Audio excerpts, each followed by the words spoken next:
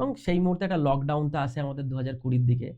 তো 20 আগে পর্যন্ত আমি সর্বোচ্চ 2-3টে ওয়েবসাইট বানিয়েছি লাস্ট 3-4 বছরে। তো লকডাউনের সময় আমি ভাবলাম যে এবার তো আমার আর কোনো উপায় নেই, স্কুল তো স্যালারি দেবে না, প্রাইভেট স্কুল, সংসার চালাতে হবে, বিয়েটাও হয়ে গেছে। তো সেই জায়গায় দাঁড়িয়ে আমি তখন আবার খোঁজা শুরু করলাম যে না, আমাকে এটাই শিখতে হবে। এবং তখন দেখলাম ধীরে ধীরে আমি বিদেশের একটু রিসার্চ করা শুরু করলাম যে ওয়েবসাইট এমন একটা জিনিস যেটা আগামী দিনে নেসেসারি, মানে লাগবেই লাগবে।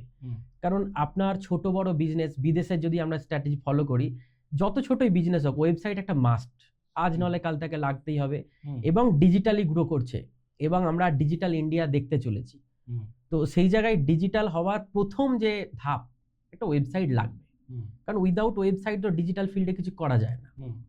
তো তখন আমি ওটাকেই আঁকড়ে ধরি। দেন আমার এই ফিল্ডের সঙ্গে বিশেষ কোম্পানির সঙ্গে আমি কানেক্ট হই, নিজে আবার রিভাইজ করি